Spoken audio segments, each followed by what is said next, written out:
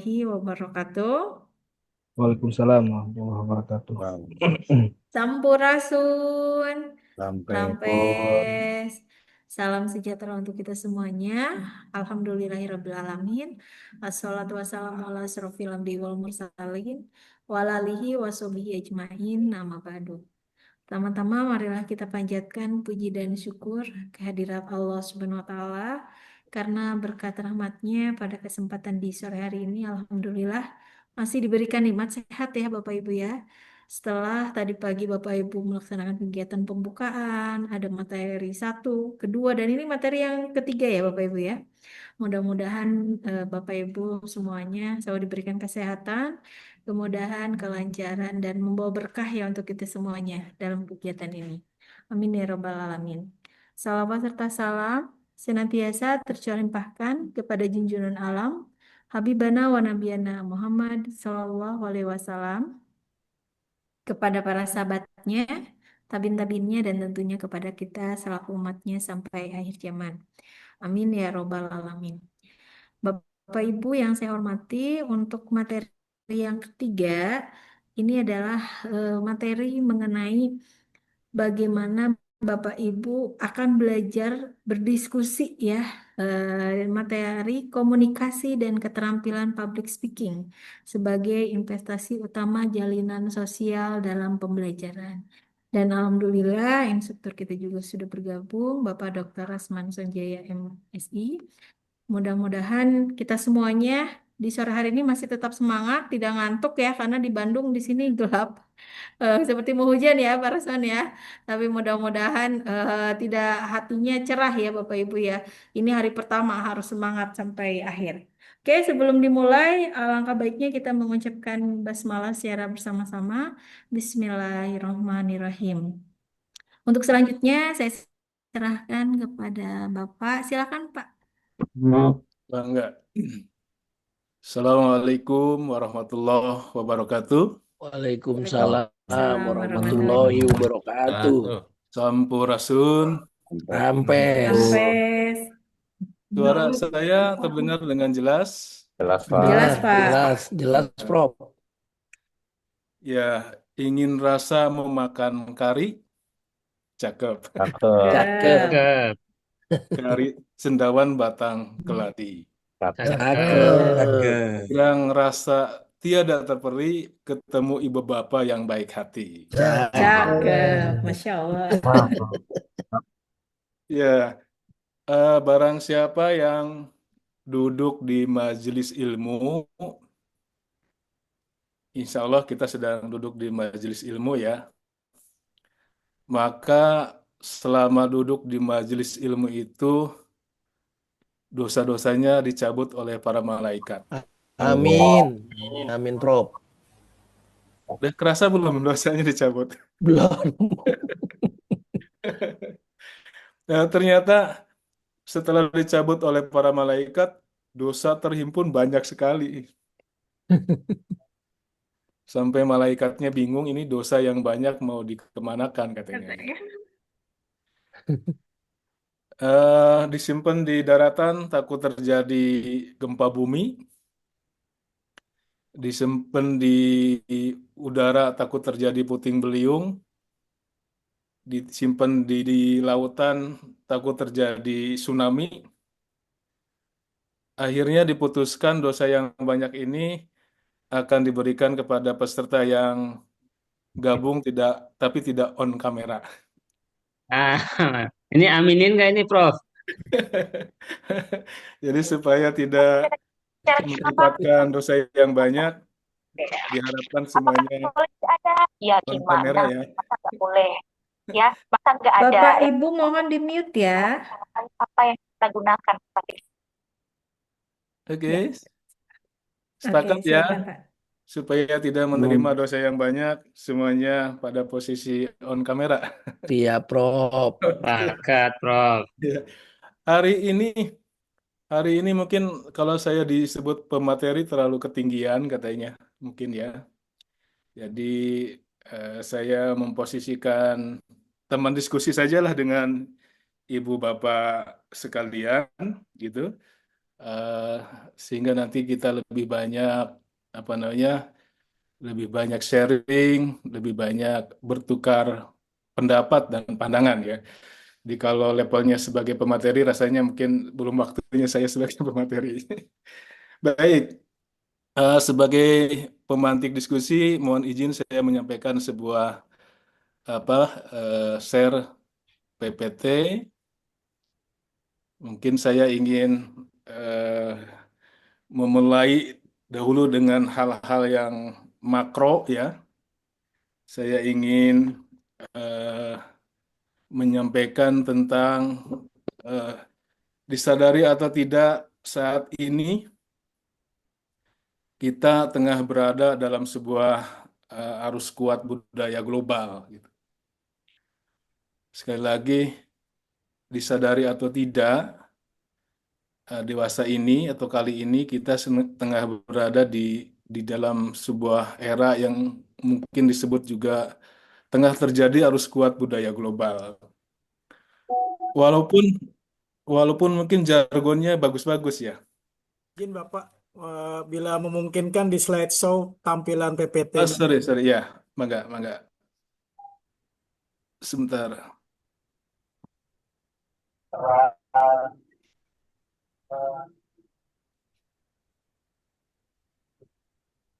Ya, kita tengah berada dalam arus kuat budaya global dengan jargon-jargon yang begitu menarik ya. Era globalisasi, era digitalisasi, era disrupsi dan berbagai era-era yang lain. Tapi sesungguhnya di dalam situasi dan kondisi ini banyak apa namanya implikasi baik positif maupun negatif. Arus kuat budaya global ini bisa juga seperti pisau bermata dua, bisa ke arah yang positif, bisa juga ke arah yang negatif. Itu yang pertama. Yang kedua, bahwa budaya global itu bersifat transnasional, itu berpotensi mengubah struktur identitas budaya lokal yang sudah mapan, itu digantikan dengan budaya luar yang mungkin boleh jadi belum selaras dengan kebudayaan kita. Dan yang ketiga, itu disadari atau tidak budi pekerti luhur, kesantunan dan religiusitas yang dijunjung tinggi menjadi budaya bangsa, itu seakan-akan menjadi terasa terasing.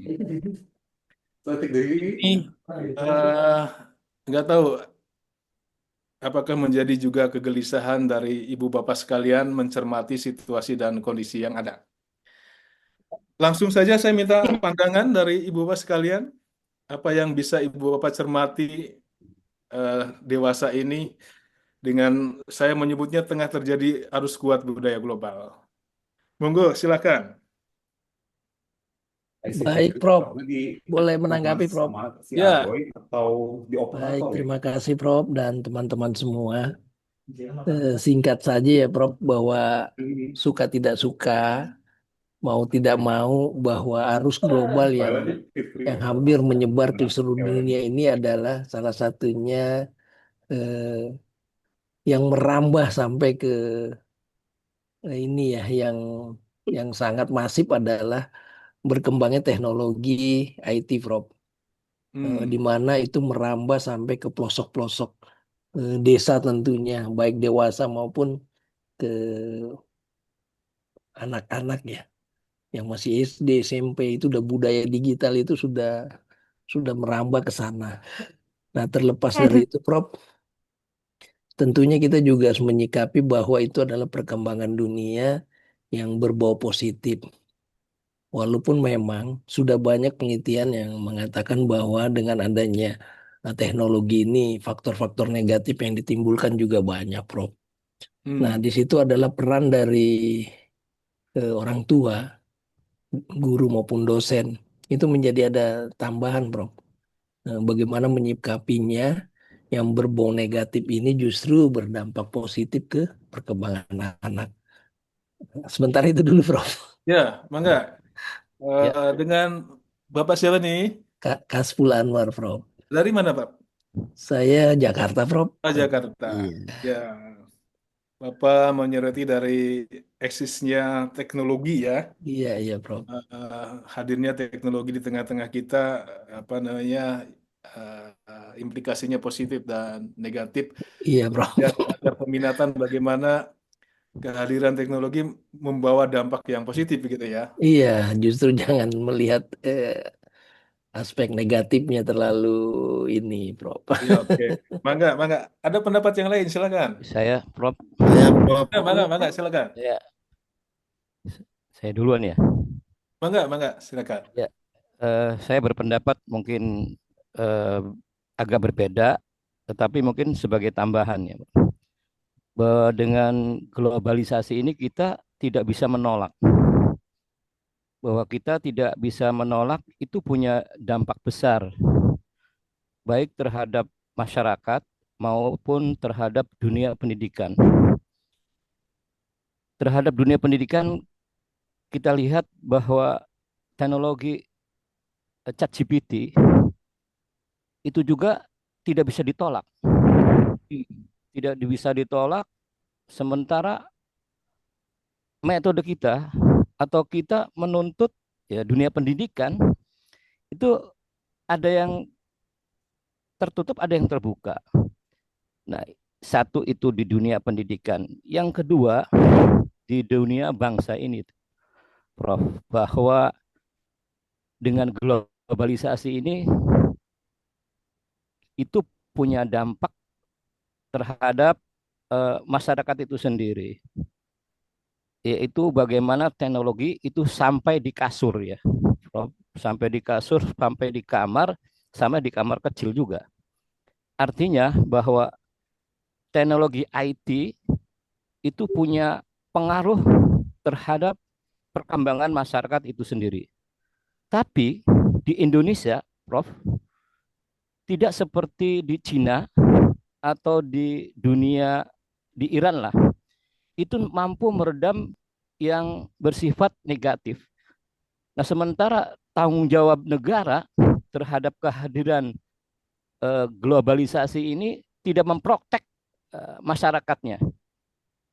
Nah, yang terakhir, Prof, bahwa kenapa hari ini mungkin ribut soal nasab ya, itu juga berdampak kepada ilmu pengetahuan, sains ya. Kalau dulu kita mencari literatur itu sangat sulit. Bagaimana kita mencari literatur di abad 5, 4 itu sangat sulit. Tetapi hari ini semua terbuka. Dengan adanya IT dan globalisasi itu kita akan menemukan sains yang terbarukan.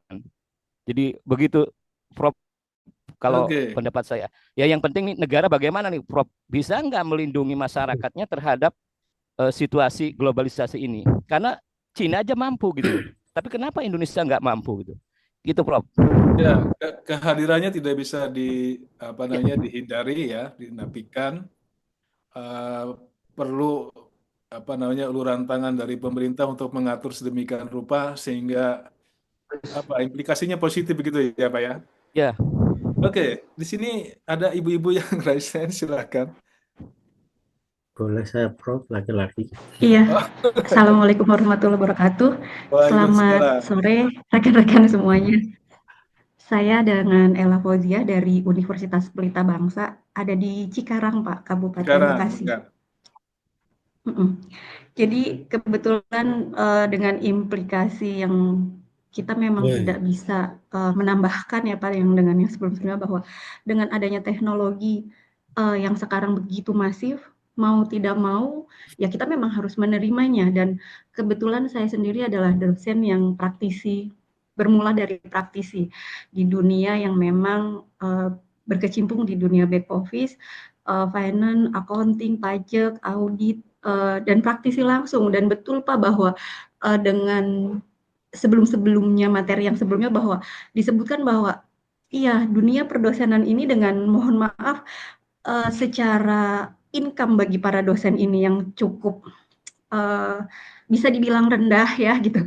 Bahkan di angkatan kita saja, saya kebetulan kaum milenial yang kita bisa dibilang kaum yang cukup kuat karena antara yang dulu manual sampai akhirnya kita bisa masuk ke dunia teknologi gitu kan, dan menyaksikan bahkan melakukannya itu sendiri gitu. Dan di bawah generasi kita selanjutnya itu, betul nih Pak bahwa kebanyakan dari mereka itu sekarang kayak apa ya, kalau orang Jawa bilang istilahnya kayak didulang mangap ya gitu, maunya disuapi aja gitu. Padahal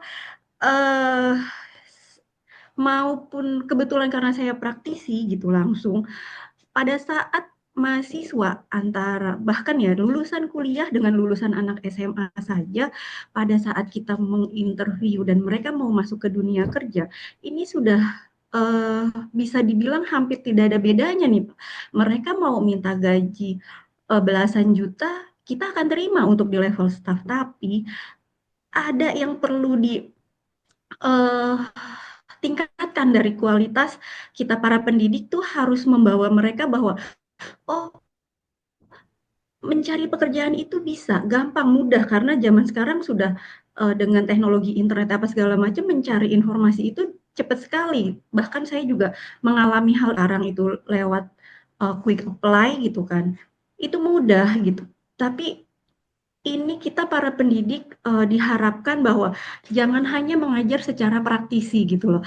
Maksudnya jangan hanya mengajar dalam hanya teoritis, tapi kita juga diharapkan mampu berpraktek, memberikan seperti yang sebelumnya disebutkan bahwa menjadi teladan bagi mahasiswanya tuh memberikan contoh prakteknya seperti apa di dunia pekerjaan. Karena para mahasiswa yang akan keluar dari kampus-kampus kita ini, mereka bersaingnya bukan hanya satu kampus, tapi bahkan se-Indonesia, bahkan mungkin ditambah dari yang lulusan luar negeri juga gitu kan.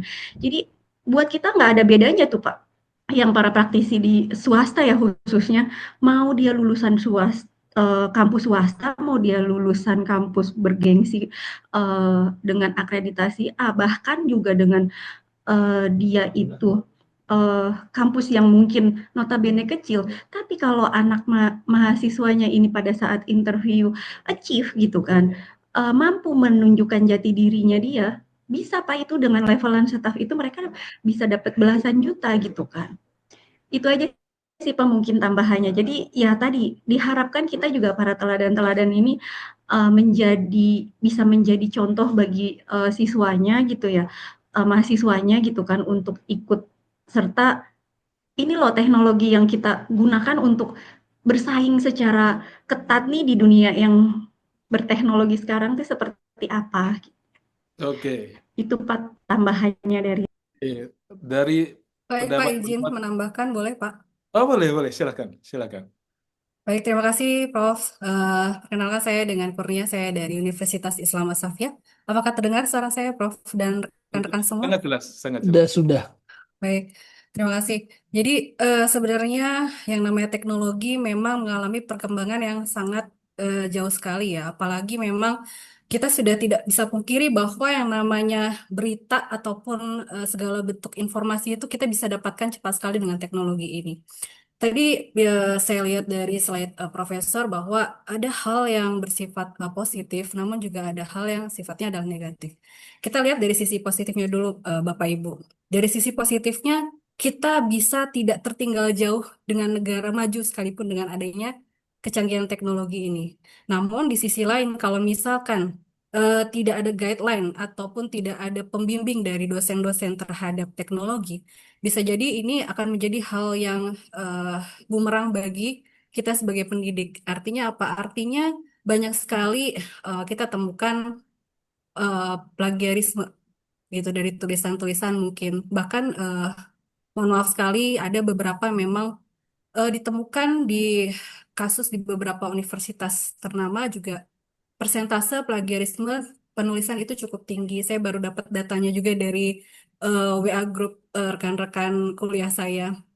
Begitu. Kemudian dari sisi adab Bapak Ibu, dari sisi adab sendiri dengan globalisasi saya melihat perbedaan yang sangat signifikan gimana pada saat kita zaman dulu, kita sebagai mahasiswa, kita harus ada unggah-ungguhnya sama dosen dan kita menerima itu. Tapi Bapak Ibu bisa lihat sekarang bagaimana mahasiswa bersikap terhadap dosen. Bukan artinya kita pengen dihormati, tapi setidaknya memang ada ketimuran itu masih perlu ada.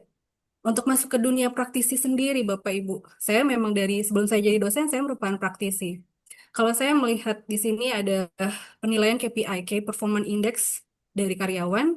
Di sini tidak hanya melihat bagaimana performance mereka bekerja, tapi kita juga menilai bagaimana mereka memiliki komunikasi yang baik, memiliki attitude yang baik, tidak hanya dengan atasan, tapi bagaimana dengan kolega, bahkan mungkin kalau misalkan mereka langsung berhubungan dengan misalkan lesen nasabah ataupun dengan konsumen, itu pun menjadi penilaian. Dan hal itu yang saat ini menjadi tantangan kami, Bapak Ibu, para dosen.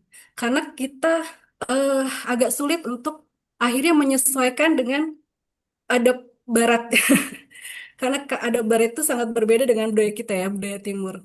Nah, saya open discussion juga dengan Bapak Ibu di sini. Saya sendiri di sini ingin membuka diskusi bagaimana ya sebaiknya di sisi ilmu mereka juga harus baik, tapi di sisi adab bagaimana kita bisa menyesuaikan dengan adab mereka. Apakah kita harus melakukan punishment yang dirasa kayaknya kalau misalnya anak-anak di punishment dikasih punishment tuh yang ada malah jadi eh, apa yang mundur gitu. Jadi penyesuaian itu sangat penting. Terima kasih Bapak.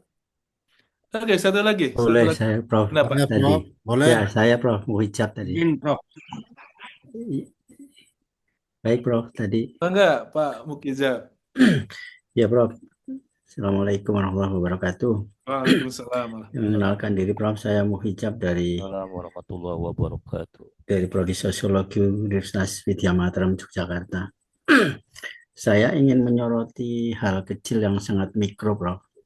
Ya. Terkait kaitannya teknologi tadi dengan perilaku komunikasi mahasiswa dengan dosen. Ada semacam case yang saya dapatkan bagaimana mahasiswa itu rajin menggunakan medsos dan sejenisnya dalam konteks relasi dengan dosen. Tapi yang menjadi sangat saya kayak Ibu tadi sebelumnya menyampaikan soal kaitannya adab itu misalnya. Ada perilaku yang tadi tidak sejalan dengan kemajuan teknologi. Dalam konteks misalnya mereka mau berkomunikasi tapi berbasis kepentingan. Kalau tidak ada kepentingan, ngapain cuekin aja walaupun itu dosen yang menyampaikan. Jadi case-nya semacam ini, contohnya saya mau case kayak gini. Ada sekelompok mahasiswa yang menjadi bimbingan skripsi, kemudian ini kasus yang kesekian kali saya sampaikan siapa yang mau bimbingan dan ada acara A, maka silahkan mendaftar. Karena mereka merasa acara itu tidak relevan dengan kepentingannya, maka tidak ada respon sama sekali. Nah, tapi sebaliknya begitu mereka ingin, contohnya ingin bimbingan atau ingin bertemu, mereka sangat intens sekali menghubungi dosen. Apa yang saya ingin sampaikan ini ada gap antara kemajuan teknologi dengan perilaku keseharian orang dalam komunikasi dalam konteks ini kasus yang mikro tadi mahasiswa dengan dosen. Ini tentu saja sangat mendistorsi ya ketika orang bicara AI dan sebagainya kan katanya otak kita sudah kalah dengan mereka, perilaku kita kalah dengan mereka. Apakah pada akhirnya relasi-relasi yang tidak pro kemanusiaan itu akan menjadi sebuah fenomena besar atau bagaimana, Prof? Kira-kira saya menyampaikan itu. Terima kasih. Izin, Prof. Oke. Izin, Prof. Masih ada yang penasaran? Izin, Prof. Izin. Silakan. Satu lagi, izin hanya saya berbicara masalah perkembangan teknologi ini yang sekarang lagi hot-hotnya. Jadi dampak positif daripada teknologi itu kita tahu yang mungkin kita bisa sadari adalah komunikasi kita seperti saat ini. untuk mempermudah pekerjaan apa-apa. Nah, dari segi ada sisi buruk yang sangat berdampak kepada mahasiswa ketika nanti mahasiswa ini keluar karena dia selama kuliah komunikasi mudah, terus mendapatkan sesuatu dengan cara yang mudah dan dia bekerja sendiri karena dengan ada kemajuan teknologi ini akhirnya menumbuhkan rasa individualisme yang sangat tinggi. Nah, ketika nanti masuk ke lapangan pekerjaan, nah inilah yang akan menjadi masalah buat mahasiswa-mahasiswa itu. Jadi dampak negatif yang paling terasa oleh eh, pengguna nanti adalah merasa individualisme yang tinggi, ya sikap antisosial dari sifat karakter yang individualisme yang tinggi akibat karena fokusnya dia terhadap teknologi itu sangat banyak sekali, ya tidak bisa bekerja dengan tim, sedangkan dia di dunia luar nanti dia harus bekerja dengan tim apa segala kayak gitu. Dan banyak sekali keluhan-keluhan dari end user bahwa mahasiswa Gen Z sekarang itu kurang motivasi, ya, berkomunikasinya buruk, karena dia merasa semua dia dapat dengan pribadinya sendiri untuk mendapatkan sesuatu yang menjadi apa yang menjadi pertanyaan di benaknya. Karena itu dia tadi adanya perkembangan teknologi yang bisa memberikan segala akses apa yang diinginkan oleh mahasiswa itu sendiri. Sehingga nanti ketika dia bekerja akan menjadi masalah.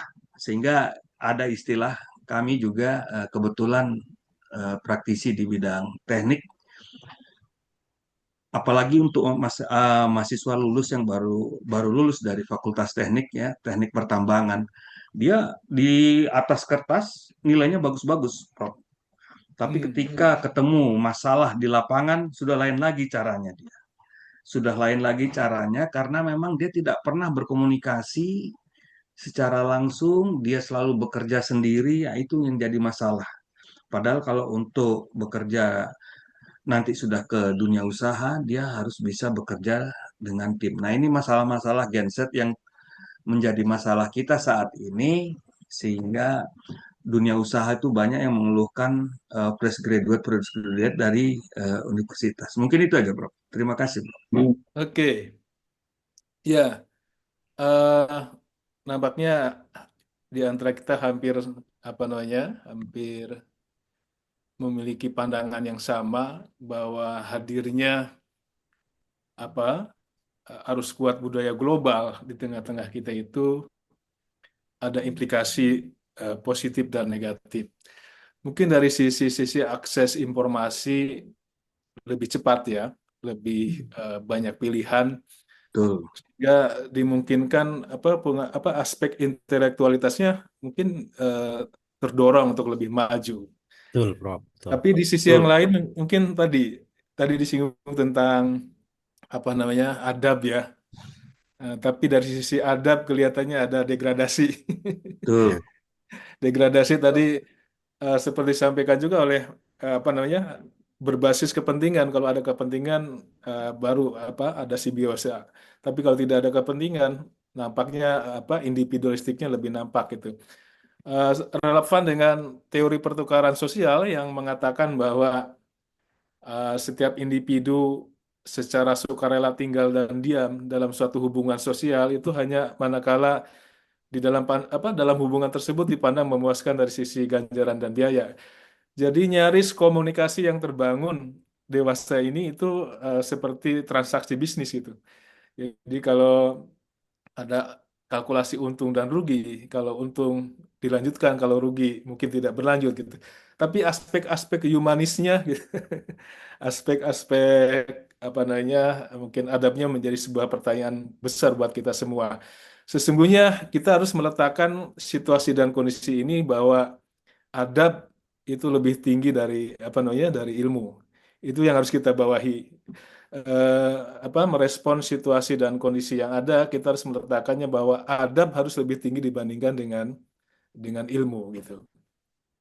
Ada sebuah penelitian eh, yang mengungkapkan yang dia teliti itu orang-orang sukses. Yang diteliti adalah orang-orang sukses. Yang akan diteliti adalah apa yang menyebabkan mereka sukses gitu.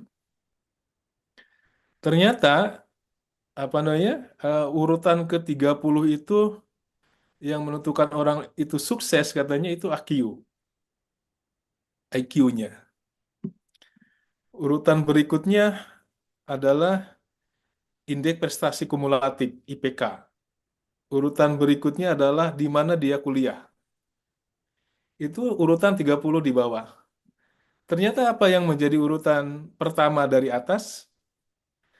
Urutan yang pertama dari atas itu adalah yang pertama adalah keseriusan, kesungguhan, pantang menyerah. Yang berikutnya adalah kemampuan berkomunikasi, kemampuan membangun relasi dengan orang lain, gitu. Kemampuan membangun relasi dengan orang lain. Kemudian yang berikutnya adalah leadership, kemampuan kepemimpinannya. Gitu. Lebih kepada ternyata urutan pertama itu lebih bukan kepada hard skill, tapi lebih kepada apa yang disebut dengan soft skill, gitu. Jadi mungkin ini yang menjadi ini yang harus menjadi perhatian kita bahwa calon-calon anak bukan calon-calon bahwa anak didik kita itu ya eh, tidak semata-mata diarahkan kepada penguasaan aspek intelektualitasnya gitu, tapi juga diantaranya adalah kemampuan komunikasinya, kemampuan membangun relasinya, ketahanan mental gitu, keseriusan dan kesungguhan di dalam melakukan sebuah aktivitas. Oke, izin saya lanjutkan materinya.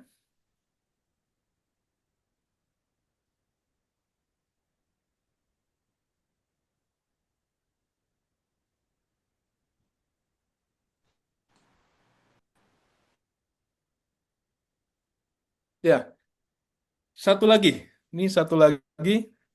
Ini saya sajikan sebuah fenomena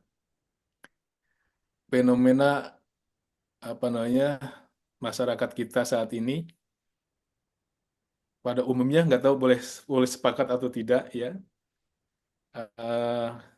Ada istilah hubud dunya wa karihatul maut.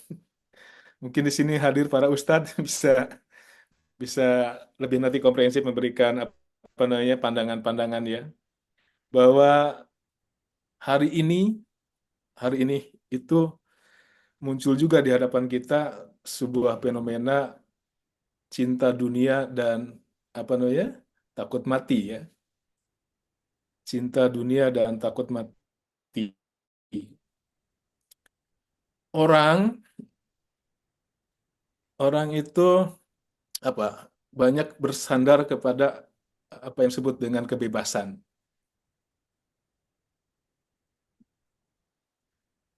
Banyak orang berpikir sekarang itu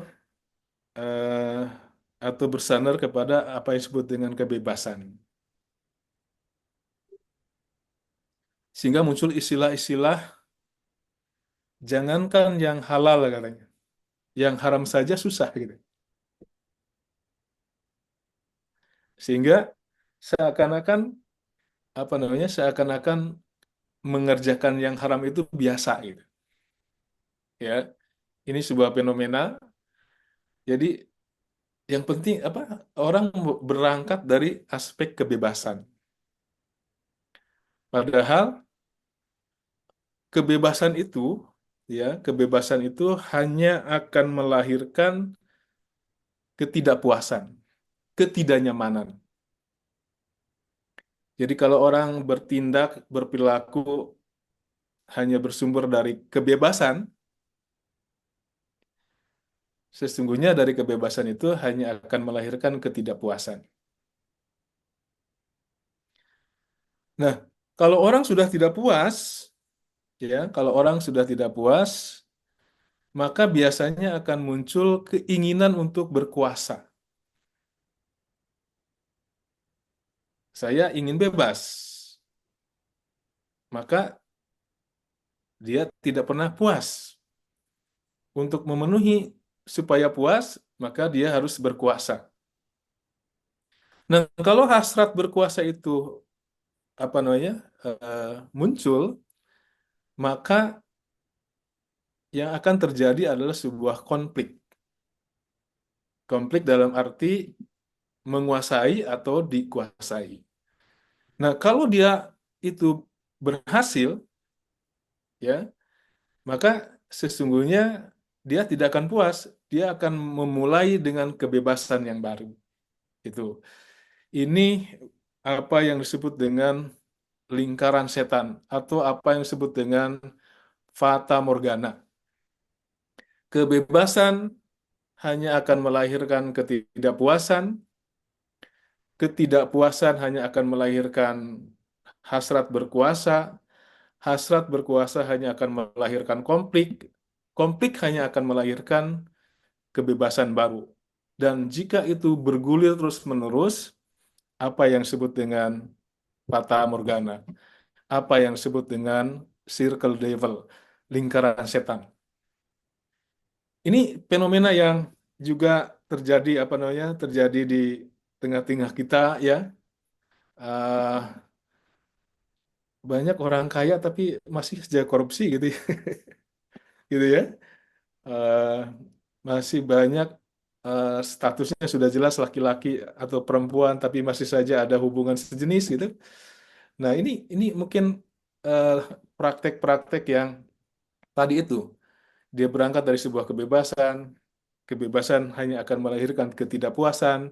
Ketidakpuasan hanya akan melahirkan hasrat berkuasa dan hasrat berkuasa akan melahirkan konflik. Oke, saya minta pandangan terhadap fenomena yang ini.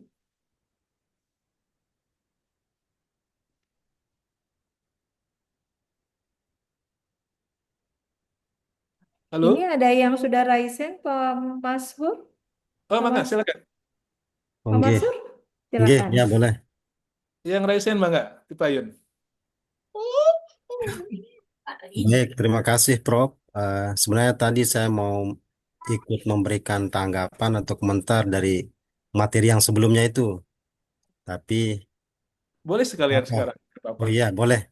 Ya, Baik, yang pertama tadi kalau saya pahami apa yang disampaikan Bapak Ibu, mohon maaf nanti diluruskan eh, mengenai dampak negatif dan positif itu, saya kira itu itu dua sisi yang saling tarik menarik. Artinya bahwa suka tidak suka, senang tidak senang, kita harus menerima apa namanya kenyataan tentang perkembangan teknologi. Bagi saya, Pak Prof, setiap segala sesuatu itu saya pikir selalu dua sisi. Solusinya adalah bagaimana kita menyelarasi keduanya. Ya, mungkin cara menyelarasinya itu ya dengan nilai-nilai, kemudian keseimbangan dan lain sebagainya. Nah, itu yang pertama. Kemudian materi yang tadi itu terkait dengan kebebasan. Kalau saya berpendapat, eh, mohon maaf nanti diluruskan, barangkali kebebasan itu juga tidak serta-merta apa namanya konotasinya selalu negatif. Saya kira kebebasan juga punya konotasi positif yang sama saling tarik-menarik dengan negatif dan positif. Saya kira itu, Prof, mohon diluruskan. oke. Ya, sini raisen juga, Ibu Kasih Prof. Anissa, Silakan Bu Bu Sudarmi. Anissa. Terima kasih Prof untuk kesempatannya. Baik, terkait tentang pendapat mengenai tadi ada statement bahwasanya sekarang masih banyak orang-orang atau mungkin di antara kita masih ngerasa bahwa kita keterbutuhan atas dunia gitu ya.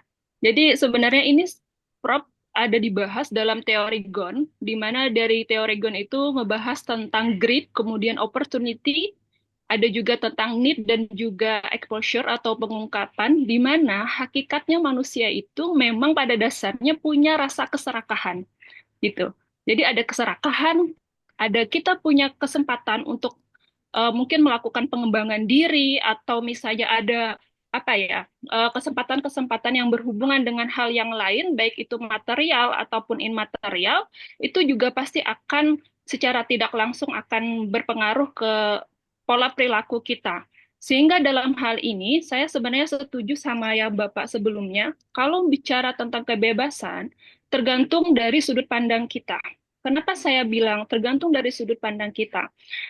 Kita ketika melihat suatu kebebasan itu konteksnya negatif, maka kita akan melihat bahwa misalnya orang ketika berhadapan dengan suatu misalnya materialitas, maka dia akan ngerasa oh dia tidak puas dengan capaiannya, sehingga dia perlu jabatan agar bisa mencapai misalnya apa yang dia inginkan.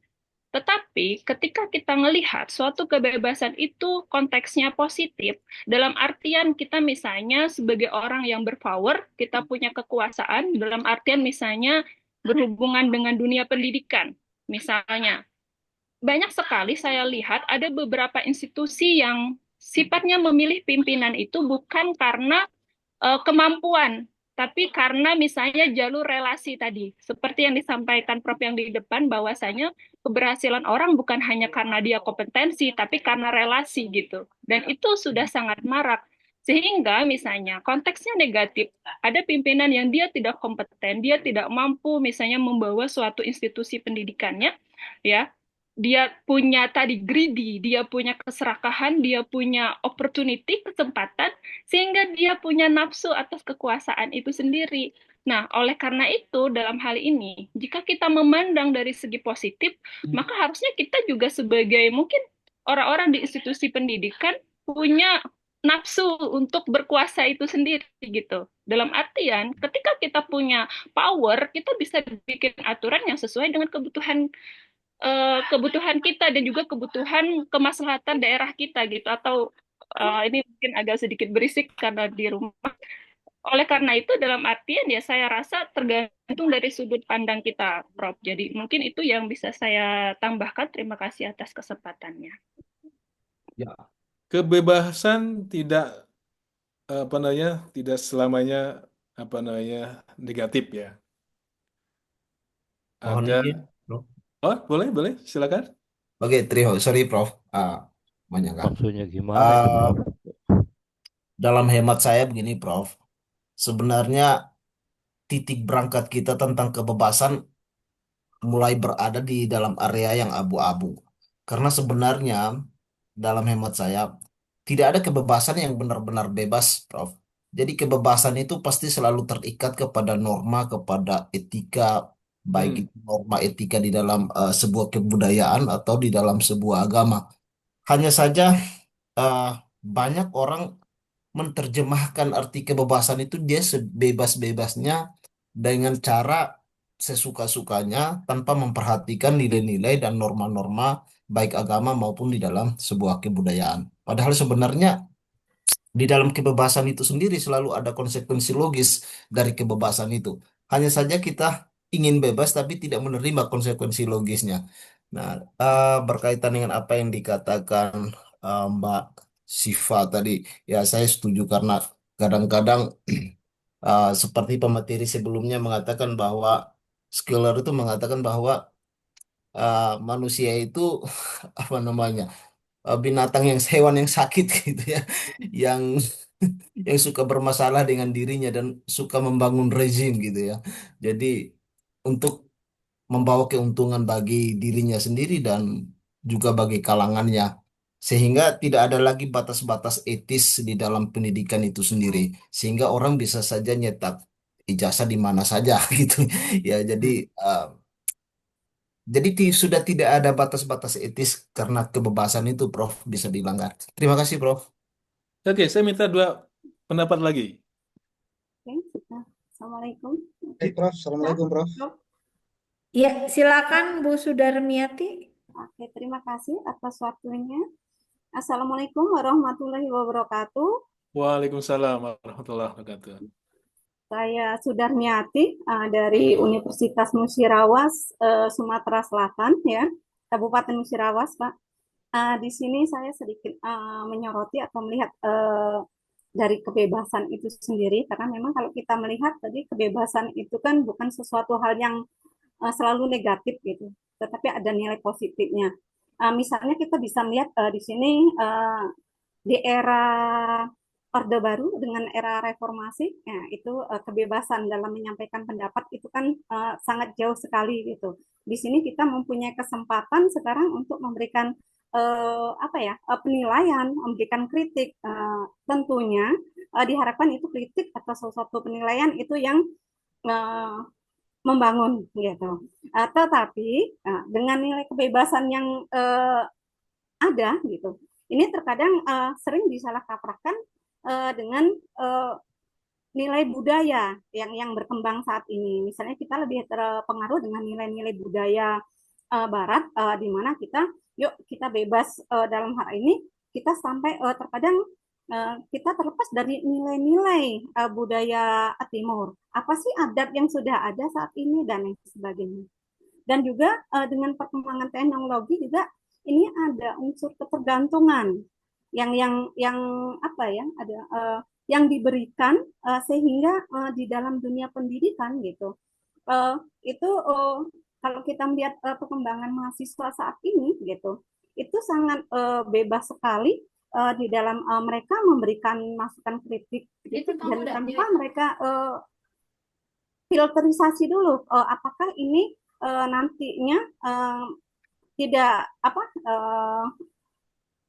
menyinggung atau masih sesuai dengan etika daripada seorang mahasiswa misalnya memberikan kritik yang saya kira itu di luar daripada ketentuan. Nah, nilai-nilai kebebasan yang seperti ini ya, yang terkadang inilah yang memicu ya nilai-nilai negatif itu tadi. Tapi yang pasti di sini kebebasan yang diharapkan dengan perkembangan teknologi yang ada itu diharapkan bisa memberikan masukan. Nah, di sini mungkin peran dari pemerintah kalau memang ini sangat diperlukan terkait memberikan filterisasi di mana hal tersebut itu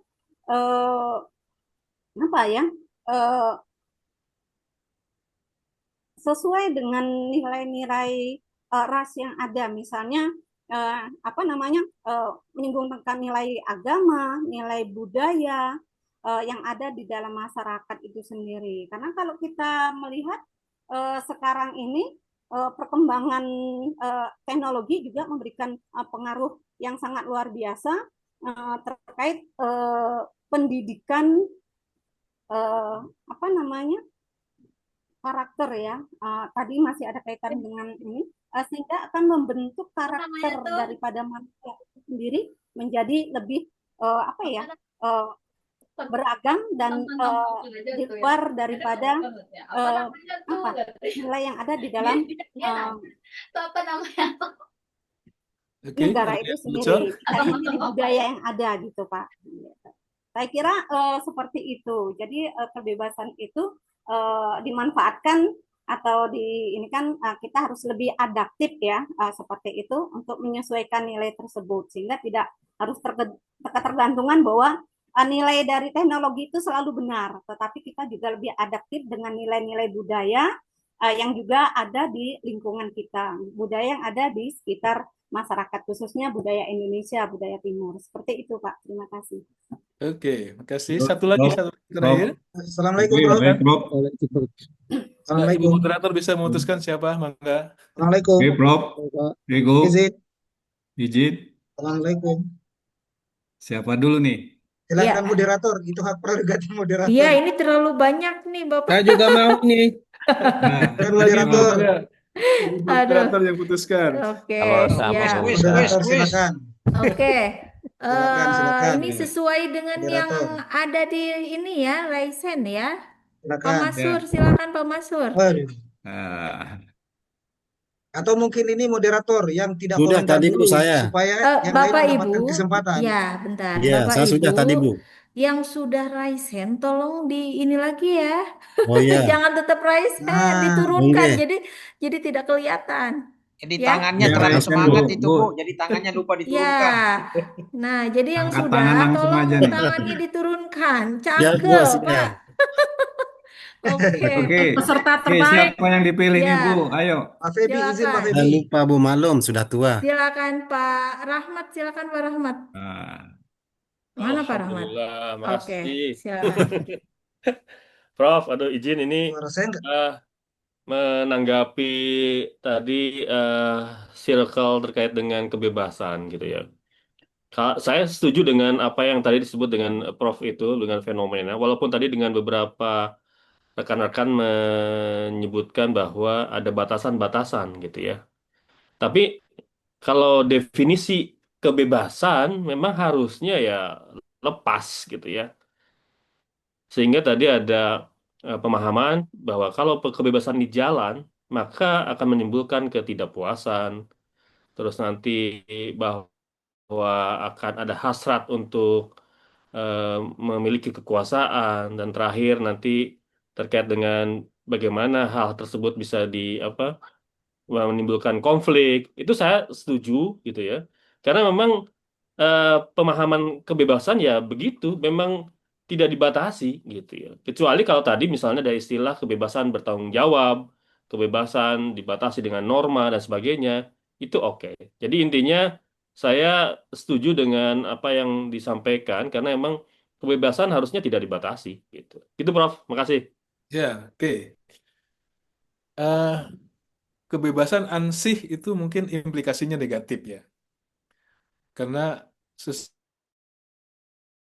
sesungguhnya kebebasan kita itu dibatasi oleh kebebasan orang lain gitu ya. Nah, supaya kebebasan itu menjadi positif, maka kebebasan ini harus equal dengan submisif gitu. Boleh bebas tapi harus tunduk pada apa gitu, pada norma apa. Saya boleh bebas menikahi seseorang tapi harus dinikahi gitu. Apa namanya? Saya boleh bebas berhubungan badan dengan siapapun tapi harus dinikahi gitu. Nah, artinya bahwa kebebasan itu tidak apa namanya? Tidak melulu kebebasan. Boleh bebas, mungkin bahasanya gitu, boleh bebas asal ada submisifnya. Submisif itu artinya ketertundukan kepada apa namanya norma-norma, Iya. kaidah-kaidah, budaya-budaya apa namanya yang berkembang. Boleh bebas asal tidak bertentangan dengan kebebasan orang lain, itu norma. Boleh bebas asal tidak bertentangan dengan kaidah-kaidah syariat yang ada. Boleh bebas asal tidak menabrak undang-undang yang disepakati bersama gitu. Nah, ini yang memang sekarang kadang orang berdiri di atas kebebasan tapi jadinya kebablasan gitu ya.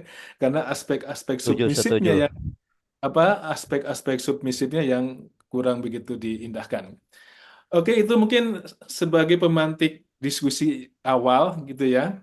Eh, saya ingin fokus kepada materi yang diberikan amanah kepada saya tentang apa tadi, Bu moderator, tentang kemampuan komunikasi ya. Iya, betul, Prof. Kemampuan komunikasi, Ibu Bapak mendapat apa namanya tugas yang sangat mulia sebagai tenaga pendidik yang harus mentransformasi apa namanya anak didik kita sekaligus juga mungkin apa namanya mensibgoh gitu.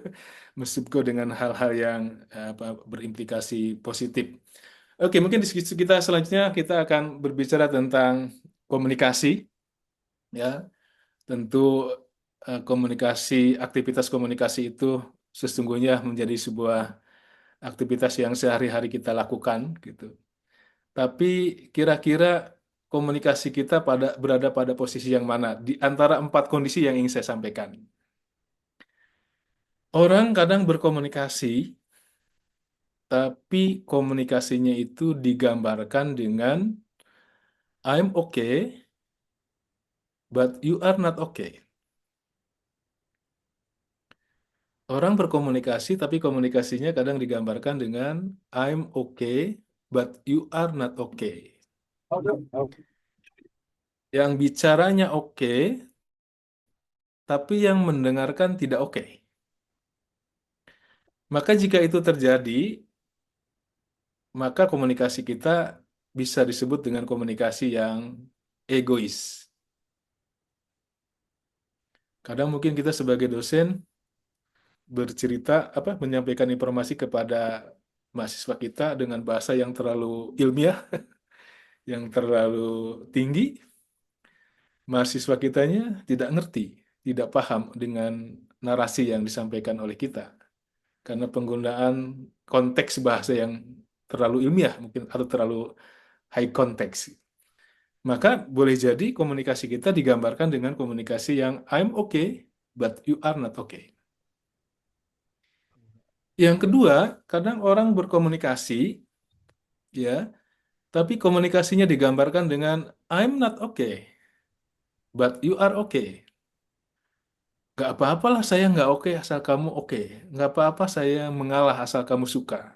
Gak apa-apa saya menderita asal kamu senang. Itu yang kedua. Maka jika yang kedua ini terjadi, komunikasi kita bisa dikatakan sebagai komunikasi yang altruistik. Yang ketiga adalah kadang kita berkomunikasi, tapi komunikasi kita digambarkan dengan sebuah kondisi yang I'm not okay, and you are not okay. Yang bicaranya nggak oke, yang mendengarkan juga tidak oke. Tong kosong nyaring bunyinya gitu. Kata orang Sunda itu loba bacot, congcot gitu. Loba catur, bukur gitu. Ngomong ke sana kemari tapi tidak ada tidak ada hasilnya. Maka jika komunikasinya terjadi seperti itu dikatakan dengan komunikasi yang mubazir. Dan yang keempat, kita kadang berkomunikasi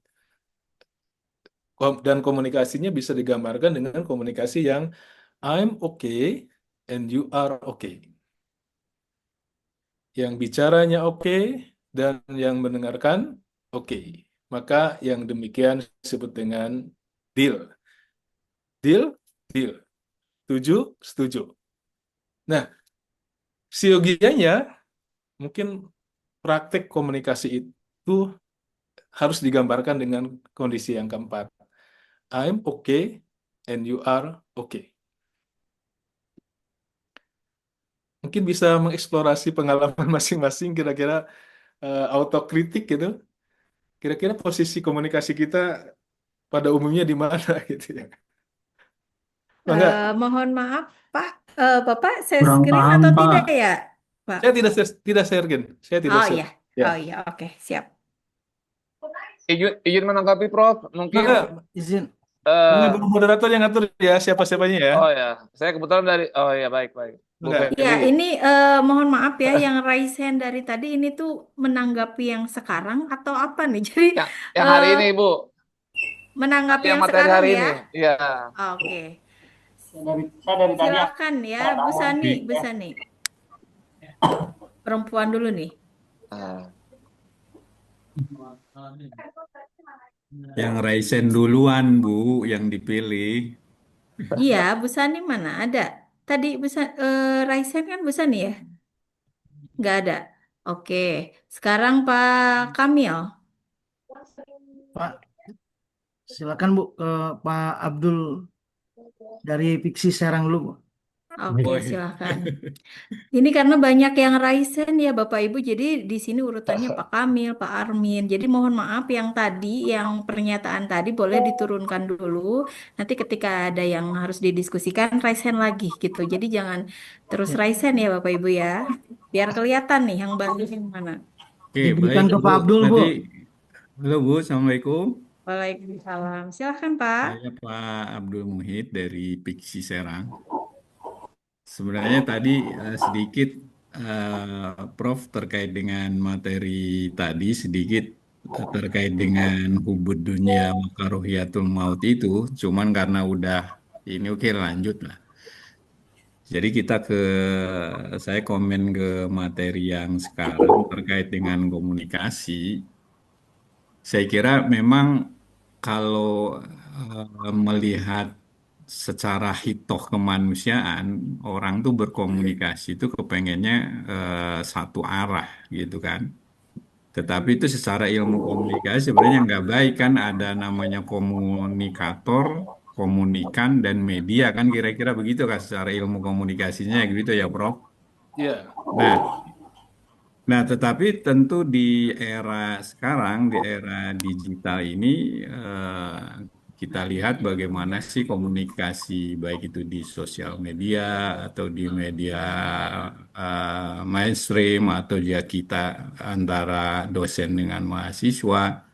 Sebenarnya komunikasi yang baik itu adalah bagaimana sih kita menyampaikan pesan terhadap komunikan, terhadap yang kita kasih penjelasan, si komunikannya itu paham dan selanjutnya ada feedback. Kira-kira begitu kan ya, Prof. Nah, itulah saya kira yang komunikasi yang baik.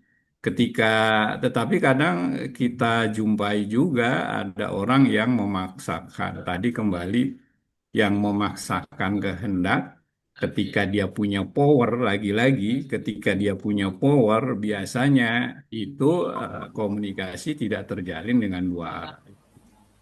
Contoh dengan sikap-sikap feodalisme juga ada misalnya antara, mohon maaf, ketika misalnya seorang mahasiswa bertemu seorang guru besar yang sudah senior banget, kadang-kadang ya kita selaku mahasiswa menghadapi guru besar yang begitu senior, apalagi sudah sepuh, kadang-kadang komunikasi itu tidak terjalin bagaimana dua arah itu terjadi gitu, sehingga akhirnya mutlak komunikasi itu dimiliki oleh seorang guru besar tersebut. Itu contoh-contoh seperti itu saya kira terjadi di dunia kampus. Oleh karenanya saya kira di era sekarang tugas kita selaku pendidik bagaimana memberikan media, memberikan ruang terhadap mahasiswa-mahasiswa kita agar eh, sejatinya kita sebagai dosen itu memberikan ruang untuk berkomunikasi dua arah yang kemudian ada feedback dari apa yang dikomunikasikan oleh kita, oleh kami ya. Saya kira itu Dok. Prof. Itu pendapat saya oke. kira-kira Prof. Bangga. Nuhun. Bangga Bu Febi, siapa lagi? Febi, mohon izin Bu Febi. Iya. Oke, silakan Bapak. Assalamualaikum Prof dan senior-senior. Menanggapi ini temanya menarik nih terkait komunikasi. Kalau kita mengadopsi model komunikasinya Socrates, memang yang paling efektif itu adalah metode dialektika, gitu ya. Metode dialektika itu adalah metode yang digunakan, ya, melibatkan, misalnya kalau kita sebagai dosen dalam mengajar tidak hanya sibuk ceramah, tapi juga melibatkan pikiran-pikiran mahasiswa. Karena Socrates beranggapan bahwa pencarian kebenaran teori apapun itu ya ditemukan dengan dialog antara dosennya dengan mahasiswanya. Makanya seharusnya dalam proses-proses ruang perkuliahan tidak salah kemudian ketika mahasiswa itu duel argumentasi dengan dosennya, ya. Jadi di sini Socrates sangat mengharamkan yang namanya kebenaran otoritas. Biasanya kan begitu Pak, banyak kebenaran otoritas. Yeah. Karena jabatan kita tinggi, kita guru besar, kita senior, kemudian dalam berkomunikasi kita egois. Kita berkomunikasi ya, hanya ingin diperhatikan, tapi kita nggak peduli dengan komunikan. Apakah mereka enjoy, nyaman dengan pembahasan yang kita sampaikan atau tidak. Maka saya lebih tertarik memang dengan metodenya Socrates, yaitu adalah komunikasi dengan metode dialektika, supaya menumbuhkan nalar-nalar kritis teman diskusi kita. Jangan kita yang kemudian dominan. Karena kalau kita lihat kan begini, Prof.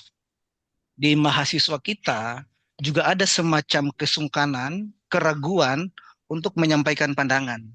Saya pikir mahasiswa kita banyak yang demikian.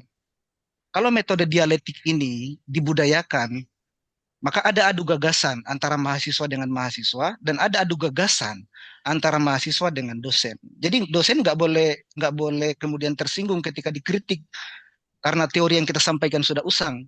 Karena boleh jadi mahasiswa sudah baca 2 jam yang lalu, kita baca teori 10 jam yang lalu gitu. Jadi komunikasi ini dibangun dengan duel argumentasi dan dialektika di ruang-ruang perkuliahan. Saya pikir kalau dengan demikian itu akan menimbulkan output pikiran mahasiswa yang lebih kritis, tapi tetap dengan asas-asas aturan yang menekankan pada norma-norma yang harus ditaati sebagai orang Indonesia. Saya pikir itu, Prof. Dan senior-senior, tanggapan saya. Oke. Dialektika. Ya, dialektika, Prof. Oke, mangga. Siapa lagi? Oke, terima kasih. Pak Anco, tolong diturunkan ya raise hand-nya biar kelihatan. Oke, Pak Ahmad juga. Selanjutnya Pak Armin, silakan Pak Armin. Baik, terima kasih Bu Febi. Selamat sore, Prof. dan Ibu Bapak sekalian. Perkenalkan, saya Armin dari TLU, dari Prodi PR. Saya ingin share sedikit tentang pengalaman. Tadi kan ditanya ya sama Prof, posisi komunikasi yang selama ini saya lakukan itu ada di mana gitu ya. Mudah-mudahan sih sedang mengarah ke yang keempat tadi, Prof, gitu. Karena kalau saya berprinsip dan berpegang bahwa ya salah satu prinsip dari komunikasi itu sendiri pun adalah semakin besar kesamaan antara komunikan dan komunikator, maka akan semakin lancar juga komunikasi yang terjalin begitu. Jadi saya seringkali berusaha untuk karena sangat challenging bagaimana kita berkomunikasi menghadapi gaya komunikasinya teman-teman dari Gen Z gitu ya. Namun satu sisi saya berpendapat bahwa saya tidak bisa selalu untuk dalam tanda kutip menyalahkan mereka begitu. Bagaimana mereka itu selalu salah, tapi saya berusaha untuk yang namanya komunikasi harus semakin banyak kesamaan yang dibangun, maka saya berusaha untuk mencari titik tengah di mana saya pun selalu berusaha untuk menurunkan katakanlah menurunkan ego begitu ya, dengan mencari tahu lebih banyak apa sih yang sebetulnya teman-teman Gen Z itu suka gitu ya, apa sih yang sebetulnya teman-teman Gen Z itu sedang gandrungi sekarang begitu, sehingga saya istilahnya itu mengorbankan diri untuk selalu update, untuk selalu menyiapkan dan menyisihkan waktu untuk mengetahui apa yang sedang mereka senangi begitu, sehingga ketika saya mengajar di kelas saya harus selalu